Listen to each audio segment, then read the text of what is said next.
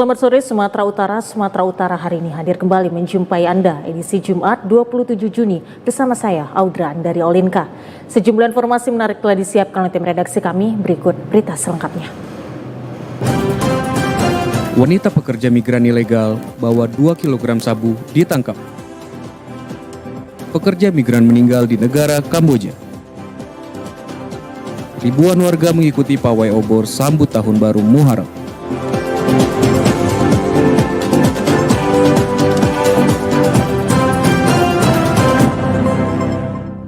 Personel Satres Narkoba Polres Asahan menggagalkan penyelundupan narkotika yang dibawa masuk seorang wanita pekerja migran Indonesia dari Malaysia di Kuala Silobaru, Asahan, Sumatera Utara. Tersangka berinisial W, wanita berusia 23 tahun, warga Sampang, Madura ini hanya bisa tertunduk lesu karena kedapatan membawa 2 kg sabu yang disembunyikan di dalam tas sandang yang dibawanya dari Malaysia. Kasus ini terungkap hasil informasi yang diperoleh polisi dengan mengejar sebuah sampan yang membawa PMI ilegal dari Malaysia di Kuala Silobaru yang merupakan jalur tikus pusat keluar masuk PMI ilegal. Kapolres Asahan AKBP Afdal Junedi menjelaskan, dari hasil penyidikan tersangka rela menjadi transporter atau kurir sabu karena dijanjikan upah 30 juta rupiah untuk membawa narkotika tersebut ke Madura, Jawa Timur. Barang haram tersebut merupakan titipan dari seorang pria warga Madura yang ada di Malaysia berinisial AZ. Polisi akan terus melakukan pengembangan jaringan narkoba internasional ini. Beberapa bulan terakhir jalur perairan Asahan menjadi jalur rawan penyelundupan narkoba dari Malaysia. Terhadap tersangka terancam hukuman paling lama 20 tahun penjara atau kurungan penjara seumur hidup.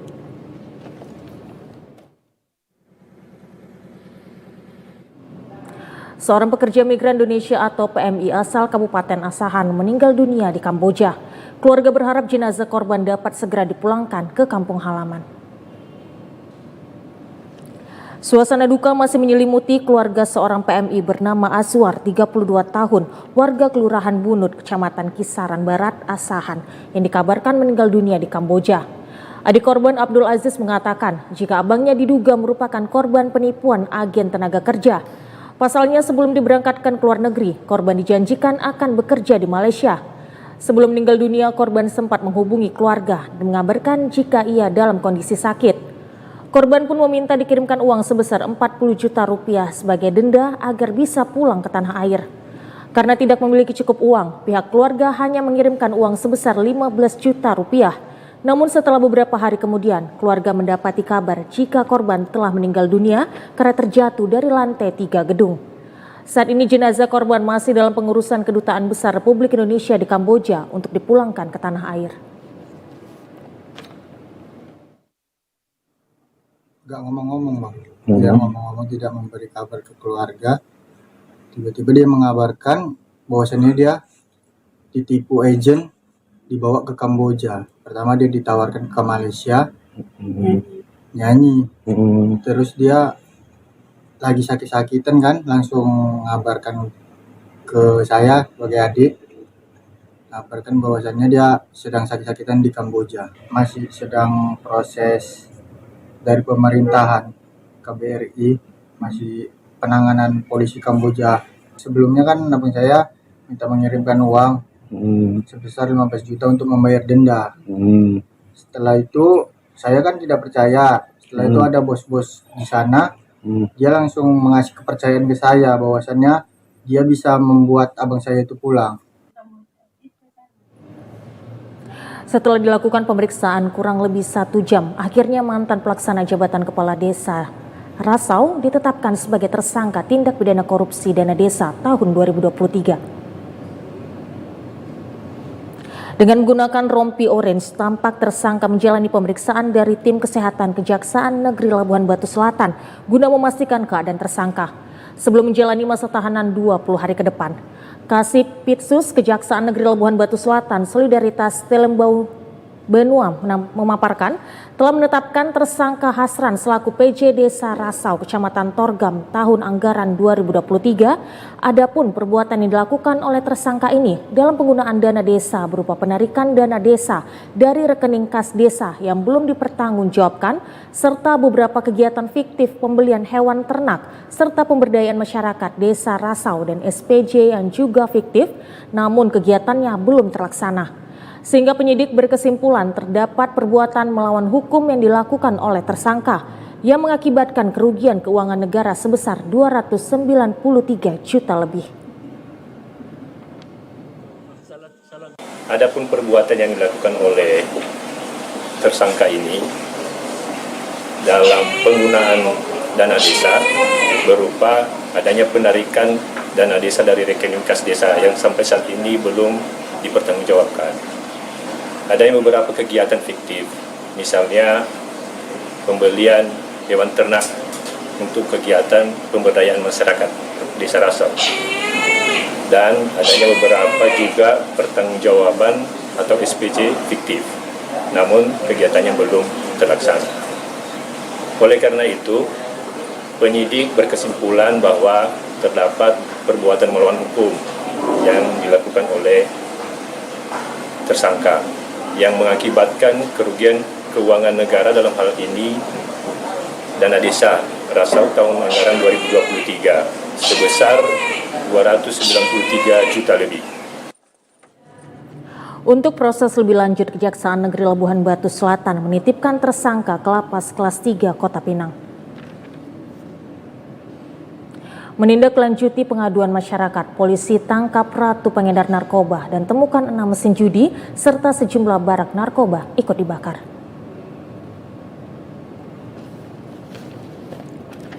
Unit Reskrim Polsek Sunggal kembali menggerebek barak narkoba di kawasan pinggiran rel kereta api Desa Serbajadi, Kecamatan Sunggal, Kabupaten Deli Serdang kemarin.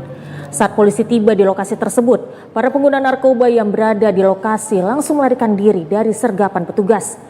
Tembakan peringatan ke udara pun dilepaskan petugas untuk menghentikan para pengguna narkoba tersebut yang mencoba lari. Dari penggerebekan itu, polisi mengamankan seorang wanita yang disebut-sebut sebagai Ratu yang berperan sebagai pengedar narkoba jenis sabu. Barang bukti berupa plastik klip yang berisi sabu membuat Ratu pengedar narkoba tersebut tidak bisa lagi melawan. Selain itu, polisi juga menemukan puluhan alat isap sabu yang ditinggalkan di dalam barak. Polisi kemudian membubuhkan dan membakar gubuk yang digunakan sebagai barak narkoba berikut 6 unit mesin jackpot. Kanit Reskrim Polsek Sunggal AKP Budiman Simanjuntak mengatakan jika penggerebekan ini merupakan kegiatan rutin yang dilakukan oleh Polsek Sunggal mengingat maraknya peredaran narkoba di wilayah tersebut.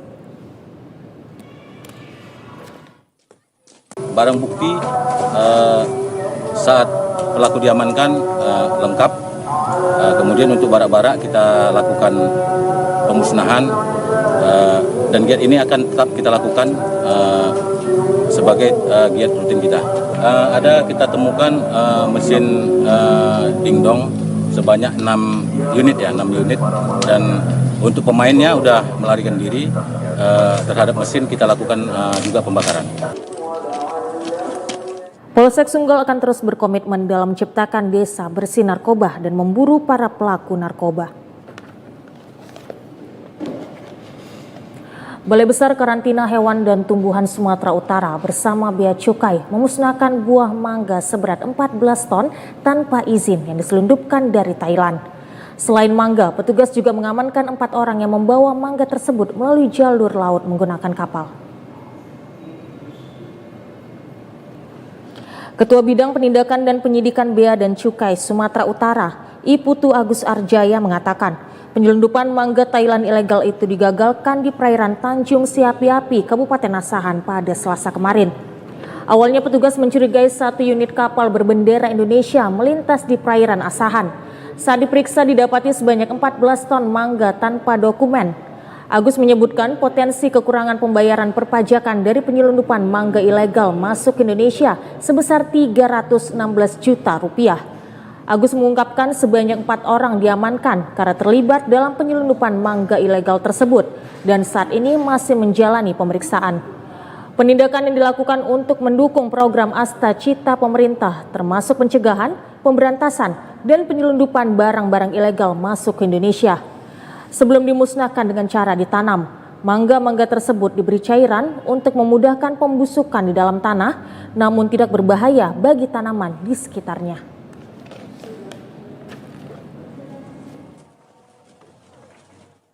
Tindak lanjut dari penindakan ini dilakukan pendalaman pemeriksaan karena kapalnya sudah ditemukan, barang bukti ditemukan, pelaku ditemukan. Setelah dilakukan pendalaman, akhirnya kita naikkan menjadi penyidik.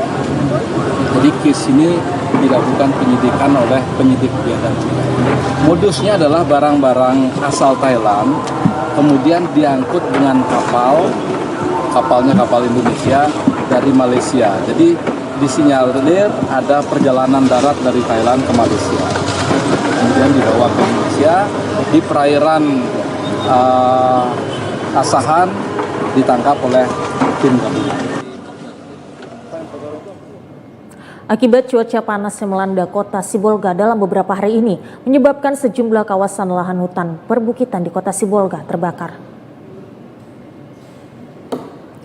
Petugas Badan Penanggulangan Bencana Daerah Kota Sibolga dengan dibantu anggota TNI serta petugas pemadam kebakaran Pemkot Kota Sibolga terus berjibaku melakukan pemadaman api yang membakar hampir 10 hektar lahan di perbukitan Ketapang, Kelurahan Sibolga, Hilir. Kondisi cuaca terik ditambah lagi banyak ranting dan pepohonan yang kering di lokasi perbukitan yang terbakar tersebut semakin mempercepat kobaran api menjalar ke bagian lahan lainnya. Sulitnya medan membuat tim gabungan yang terdiri petugas BPBD Kota Sibolga, TNI, dan Damkar Kota Sibolga kewalahan melakukan pemadaman. Bahkan kondisi semakin berparah lantaran selang air milik petugas pun tak dapat langsung menjangkau titik lokasi kebakaran yang berada di ketinggian. Serta untuk melakukan pemadaman, akhirnya petugas gabungan pun terpaksa melakukan pemadaman secara manual dengan cara memukul kobaran api dengan menggunakan kayu dan lainnya. Setelah berjibaku kurang dari 4 jam lamanya, akhirnya kobaran api yang membakar lahan perbukitan di Kelurahan Sibolga Ilir, Kecamatan Sibolga Utara itu pun berhasil dipadamkan.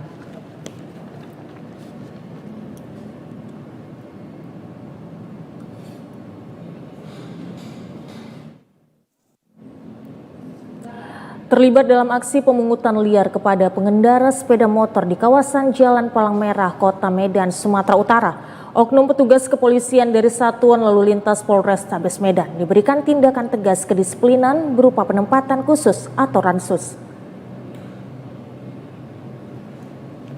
Video amatir yang beredar di media sosial ini merupakan hasil rekaman warga yang memperlihatkan seorang oknum petugas kepolisian Satuan Lalu Lintas Polrestabes Medan memberhentikan seorang pengendara sepeda motor karena diduga melakukan pelanggaran berupa melawan arus lalu lintas saat berkendara.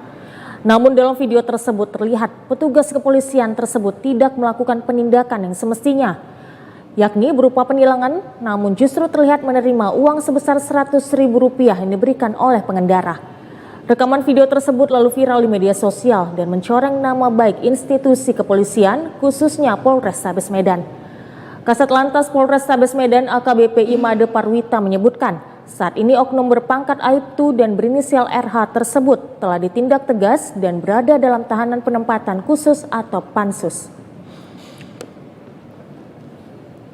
Bersangkutan sekarang sudah di pansus oleh si Propam Polrestabes Medan, sudah dilakukan pemeriksaan, nanti akan dilakukan penegakan hukum sesuai dengan Undang-Undang Nomor 7 Tahun 2022 tentang Komisi Kode Etik Profesi Polri. Ya, dia melanggar pasal 5 ayat 1 huruf B dan pasal 10 ayat 1 huruf D dan pasal 12 huruf D Perpol Nomor 7 Tahun 2022 tentang Kode Etik Profesi dan Komisi Kode Etik Polri. Oknum yang disebut telah sering meresahkan pengendara karena diduga kerap melakukan pungli tersebut kini dalam pemeriksaan intensif di Propam Polrestabes Medan guna mempertanggungjawabkan perbuatannya yang telah mencoreng institusi Polri. Pemirsa, kami akan segera kembali dengan sejumlah informasi lainnya. Tetaplah bersama kami di Sumatera Utara hari ini.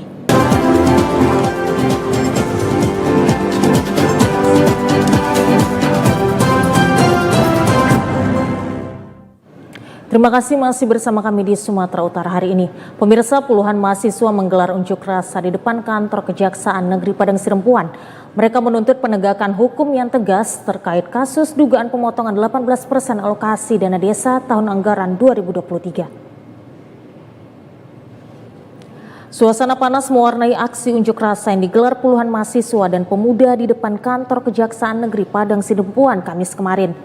Aksi yang tergabung dalam aliansi gabungan Dewan Pimpinan Pusat Perkumpulan Mahasiswa Pemuda Peduli Hukum dan Gerakan Mahasiswa Anti Penindasan itu diawali dengan menyampaikan aspirasi terkait kasus korupsi pemotongan 18% alokasi dana desa tahun anggaran 2023 lalu.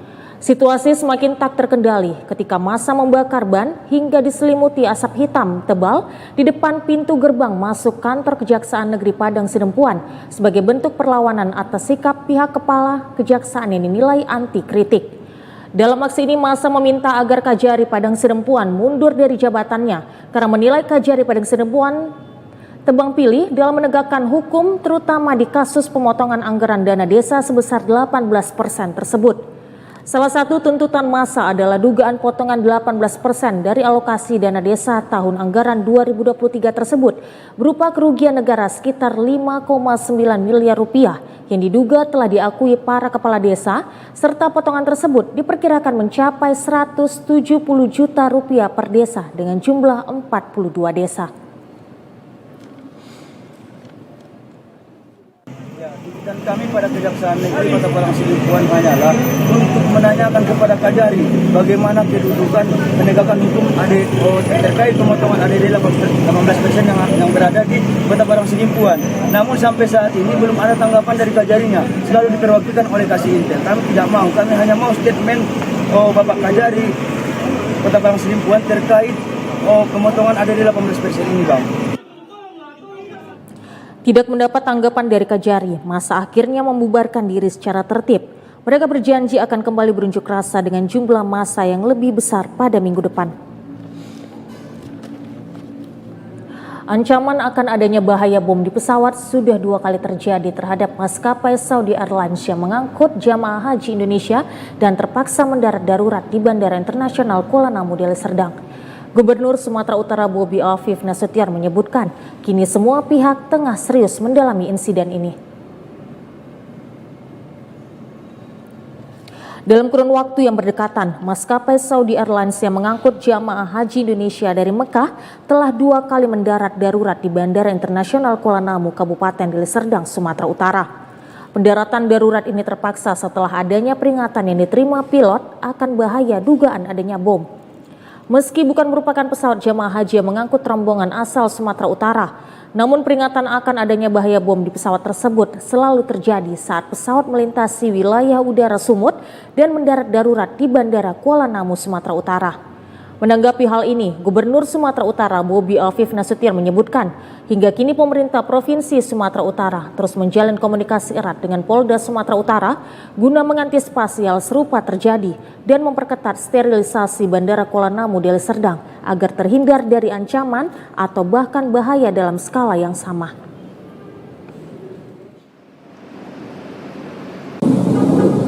Ke pihak Saudi Airlines-nya ya, Saudi Arabia Airlines-nya yang memang kebetulan mengangkut jamaah haji dari Indonesia, terutama dari Jakarta yang sudah dari Jawa Timur dan masuk. Peringatannya itu ketika masuk wilayah Indonesia masuk di pengancamannya ancaman hukum itu saya mendarat daruratnya di Kuala Namu. Dan saya tanyakan dari pihak kepolisian sudah akan menggandeng saya dari info ya, saya belum bisa pastikan betul apakah dari Interpol. Meski kasus ancaman bom tersebut masih dalam penyelidikan aparat keamanan, namun Gubernur Sumatera Utara menyebutkan sempat ada pembahasan pihak kepolisian yang telah menjalin komunikasi dan akan bekerja sama dengan Interpol guna mengatasi masalah ini. DPRD Kota Medan mendorong Pemko Medan menyiapkan langkah strategis guna mengatasi kekurangan tenaga medis di 2 rumah sakit umum daerah milik Pemko Medan. Hal ini tindak lanjut 2 rumah sakit umum daerah milik Pemko Medan sedang dalam kondisi kekurangan dokter spesialis dan perawat.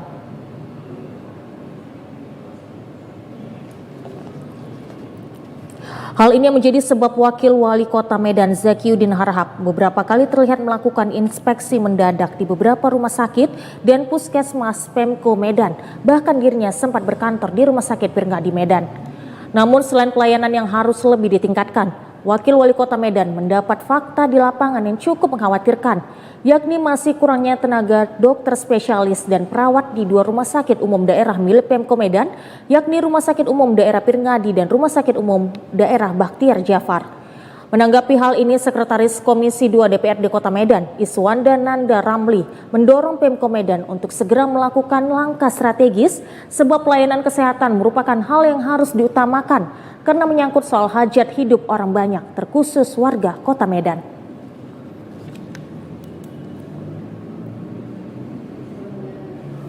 Sekarang fokus daripada pemerintah Kota Medan di bawah Pak Riko Waas dan Pak Jaki ini mengenai pendidikan dan kesehatan. Sekarang ini kita lihat yang disampaikan oleh Pak Jaki itu Rumah Sakit Pirngadi dan Rumah Sakit Bakhtiar Jafar ini minim sekali dokter-dokter spesialis.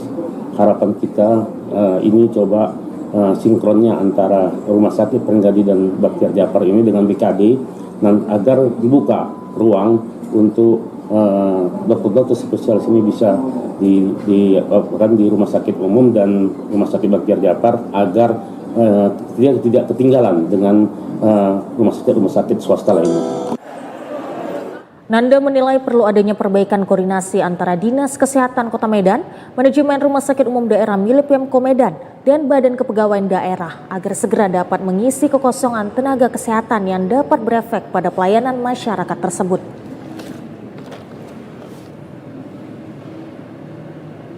Ribuan warga di Mandailing Natal memadati Jalan Protokol Panyabungan untuk mengikuti pawai obor dalam memeriahkan Tahun Baru Islam 1 Muharram 1447 Hijriah.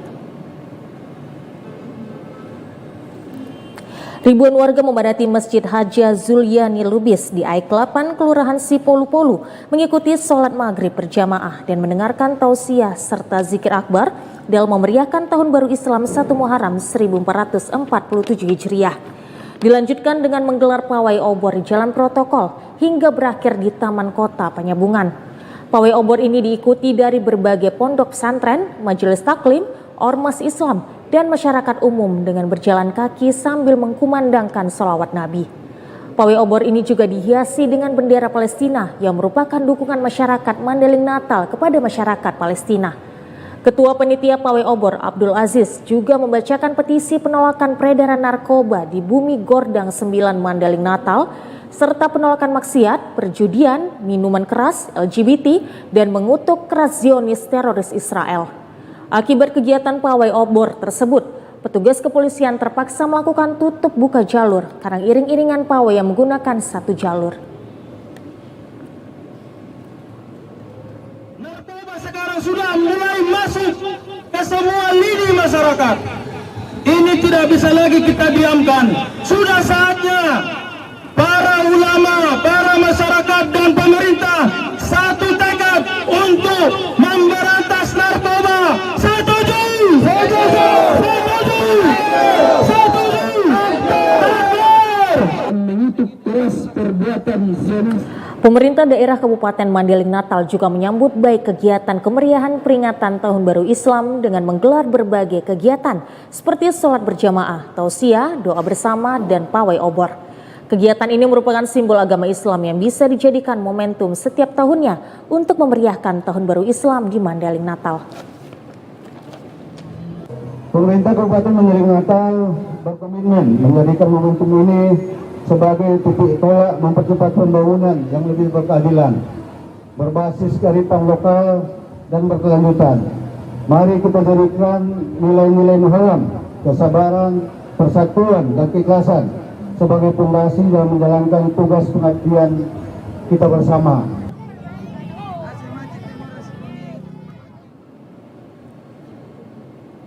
Memeriahkan Tahun Baru Islam 1447 Hijriah, pengajian kaum ibu, remaja masjid, dan siswa SMA di Kabanjahe, Kabupaten Karo melakukan pawai ta'aruf Muharram keliling kota Kabanjahe, Kabupaten Karo untuk menyebarkan syiar Islam dan toleransi antar sesama. Pawai Ta'aruf Muharram ini dilepas oleh Forkopimda Kabupaten Karo, Kantor Kementerian Agama Karo, PHBI Kabenjahe, tokoh agama dan pengajian akbar amanah Kabenjahe di halaman DPRD Kabupaten Karo. Pawai menyambut Tahun Baru Islam ini diikuti seribuan umat muslim yang terdiri dari BKMT, pengajian kaum ibu dan remaja masjid se-Kabenjahe, serta para siswa Madrasah Alia Negeri Man Karo, SMA Negeri 1 dan 2 Kabenjahe. Pawai berjalan kaki dengan rute keliling kota Kabenjahe, dimulai dari Jalan Veteran menuju Pasar atau Pajak Kabenjahe, Simpang 6, dan finish di Masjid Agung Kabenjahe. Membawa berbagai atribut Islami dengan menunjukkan semangat kebersamaan dan syiar Islam. Sejumlah kafilah berbusana muslim dengan nuansa kain adat Karo serta diiringi kesenian Islami. Terlihat antusias ke seluruh kafilah mengikuti pawai yang menjadi ajang silaturahmi dan memperkuat hubungan antar sesama umat muslim. Kepala Urusan Agama Kemenak Karo Nasrun Tarigan mengungkapkan, pawai Ta'aruf Muharram ini untuk bersamaan merayakan Tahun Baru Islam, memaknai Hijriyah dengan spirit kebaikan dan perbaikan dalam bingkai peribadatan kepada Allah Subhanahu wa Ta'ala, serta menguatkan persaudaraan dan toleransi antar sesama umat beragama, serta mempererat kembali hubungan persaudaraan untuk mewujudkan Kabupaten Karo yang beriman dan juga sejahtera. Alhamdulillah, insya Allah di tahun baru Islam ini kiranya kita senantiasa dalam ridha Allah, sukses dalam aktivitas, terutama mewujudkan Kabupaten Karo yang beriman. Harapannya ke depannya di tahun Harapan ke depannya untuk Kabupaten Karo di tahun ini, masing-masing umat beragama melaksanakan sesuai agama dan kepercayaannya, khusus umat Islam dapat meningkatkan keimanan ibadah masing-masing.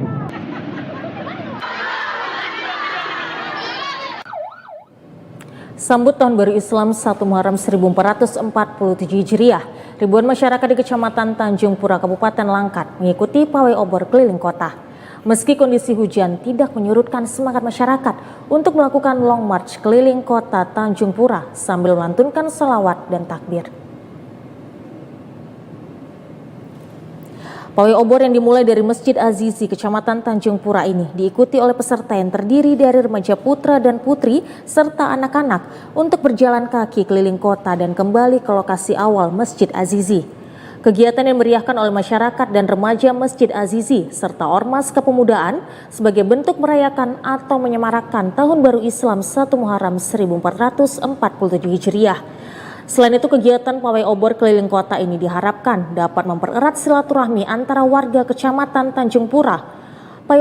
Pawai obor ini juga merupakan tradisi yang selalu dilakukan masyarakat Kecamatan Tanjung Pura sebagai wujud syukur atas Tahun Baru Islam.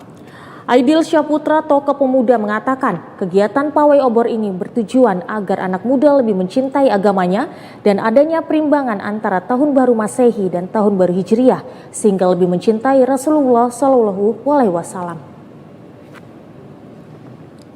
Membuat pawai obor adalah yang pertama membangkitkan semangat anak-anak muda cinta kepada Islam. Kemudian di Tahun Baru Hijriah ini ada perimbangan antara tahun Hijriah dengan Masehi agar anak-anak muda itu lebih cinta kepada Islam, cinta kepada Rasulnya, dan bagaimana kita bisa menyatukan antara anak-anak muda dari beberapa komunitas pemuda remaja masjid, sekolah-sekolah yang ada untuk melakukan silaturahim. Sementara itu, Firman mengatakan kegiatan Asyura atau Tahun Baru Islam setiap tahun dilakukan di Kecamatan Tanjung Pura, baik pawai obor maupun kegiatan lainnya dengan tujuan sebagai ajang silaturahmi antara sesama pemuda yang ada di Kecamatan Tanjung Pura. Oh, pesertanya kami cukup antusias, banyaknya yaitu 27 orang. Menambah motivasi untuk kebersamaan dan kekompakan dan memeriahkan Tahun Baru Islam. Tahun Baru Islam. Ini setiap tahun ini, Bang? Ya, setiap tahun. Ini yang kedua kalinya, Bang. Pawai obor keliling kota ini akan terus dilakukan setiap tahunnya dengan berbagai kemeriahan yang akan ditampilkan seperti salawat badar dan kreasi seni lainnya.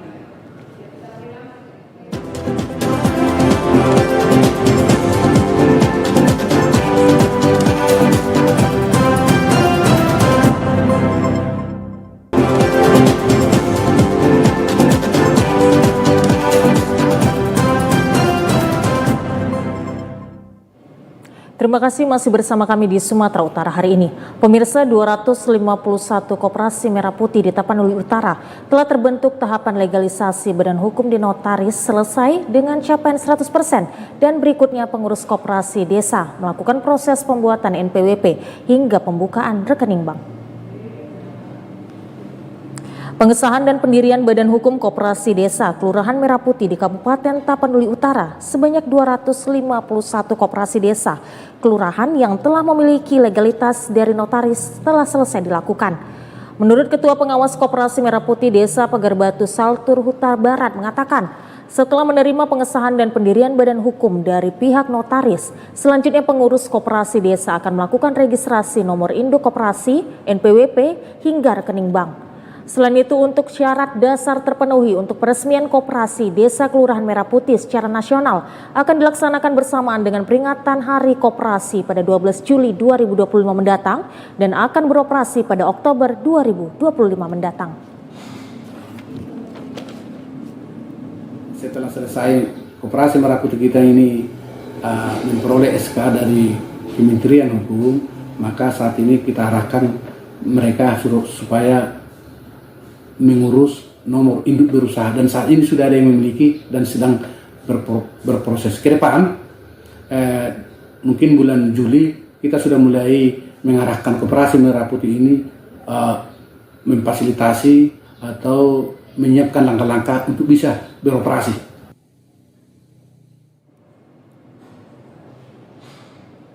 Salah satu toko yang paling banyak dikunjungi warga jelang masuk sekolah adalah toko buku. Meski harga buku tahun ini mengalami penurunan dibanding tahun sebelumnya, namun jumlah pembeli belum terlalu ramai.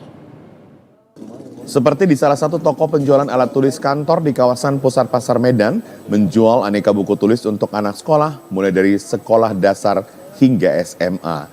Adapun harga buku tulis untuk isi 50 lembar dijual dengan harga Rp52.000 per lusin.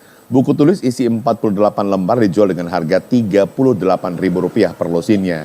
Sedangkan buku tulis dengan kualitas lebih tipis isi 42 lembar dijual dengan harga Rp38.000 per lusinnya. Selain buku tulis, konsumen juga membeli berbagai kebutuhan sekolah lainnya seperti pensil, pulpen, dan penghapus. Penjual ATK Cici Nadati mengaku saat ini pembeli belum terlalu ramai mengingat libur sekolah masih cukup lama. Diakuinya meski harga buku tulis dan ATK mengalami penurunan harga, namun penjualan tidak terlalu banyak. Cici Nadati mengatakan berkurangnya jumlah pembeli jelang tahun ajaran baru karena banyak warga yang membeli buku dan alat tulis melalui belanja online. Agak sedikit menurun, lantaran sepi dan di pasaran sih kayaknya banyak yang pakai TikTok, Pak. Bolpen, sampul buku, tapi lebih dominan ke buku. Salah seorang pembeli buku, Ratna, mengaku berbelanja buku jauh hari sebelum masuk sekolah agar tidak terlalu padat. Selain itu berbelanja jauh hari sebelum masuk sekolah untuk menghindari kenaikan harga. Diakuinya saat ini harga buku lebih murah dibanding tahun sebelumnya. Dikatakan selain membeli buku, ia juga membeli perlengkapan sekolah lainnya seperti pulpen, pensil, dan lainnya. Sebagai pembeli, ia berharap agar harga buku tidak lagi mengalami kenaikan sehingga tidak memberatkan warga untuk menyekolahkan anak. Agak lumayan lah menurun, bisa lah untuk ini apa sih namanya apa yang menengah gitu, oke lah bawah. Buku, pulpen, stipek ya, stipo katanya, terus tuh pensil, setip, clear, banyak lah macam-macamnya. Sebenarnya nggak setiap tahun pun, kadang-kadang kan anak-anak dia koyak beli lagi buku. Di toko penjualan buku saat ini terdapat buku tulis yang diberikan sampul sehingga tidak lagi merepotkan para pembeli untuk memberikan sampul.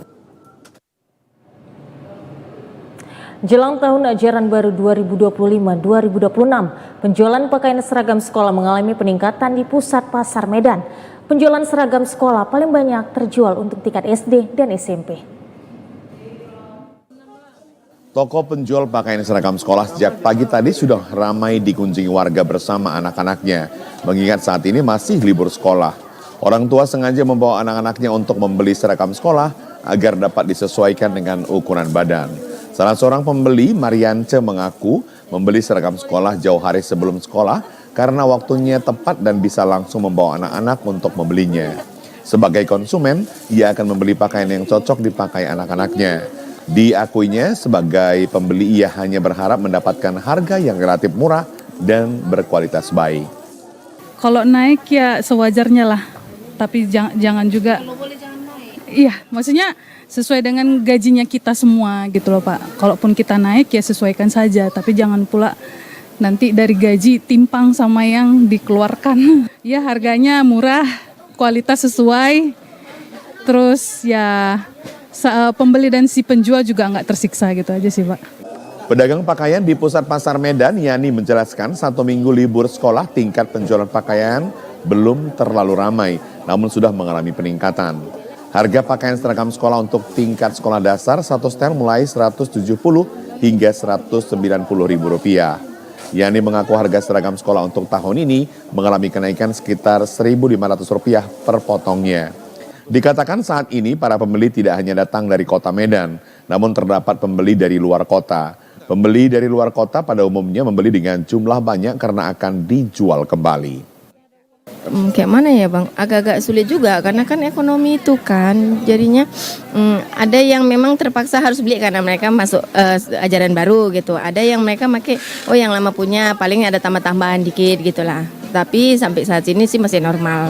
Penjualan tahun ini kami masih normal sih, masih merata. Belum ada ini pergerakan. Mungkin karena baru tamat, baru liburan itu kan Bang. Jadinya belum ini. Paling dari tahun semalam ke tahun ini paling mungkin sekitar naik 1.500 atau 2.000 lah per piece.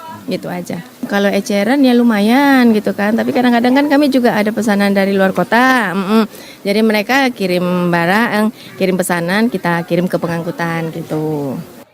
Sebagai pedagang, ia berharap agar penjualan tahun ini bisa lebih meningkat dari tahun sebelumnya. Untuk tingkat pembelian paling banyak biasanya terjadi 1 minggu menjelang tahun pelajaran baru sekolah.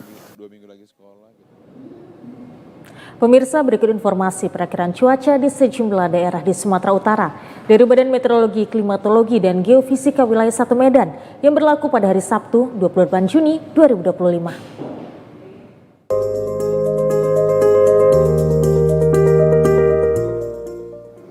Halo Sobat BMKG, senang sekali rasanya dapat bertemu kembali dengan saya, Putri Afriza, perakirawan BMKG Wilayah 1 Medan yang akan memberikan informasi perakiraan cuaca yang berlaku untuk esok hari Sabtu 28 Juni 2025 di wilayah Sumatera Utara.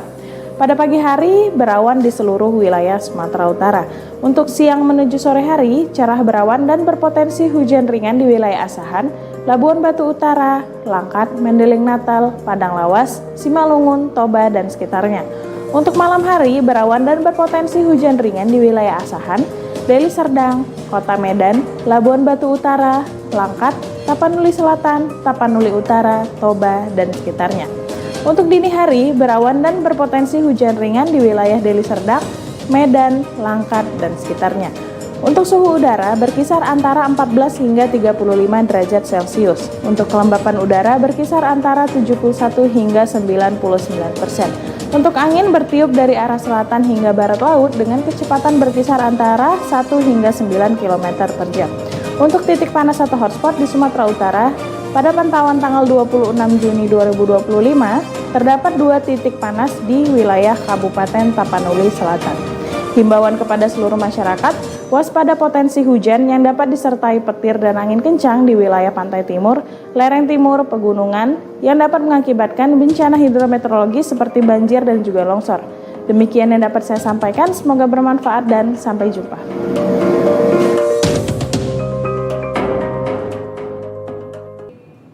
Ya pemirsa, demikian informasi tadi mengakhiri perjumpaan kita pada sore hari ini. Saya Udrandari Olinka beserta seluruh rekan kerja bertugas mengucapkan terima kasih atas perhatian Anda. Selamat sore dan sampai jumpa.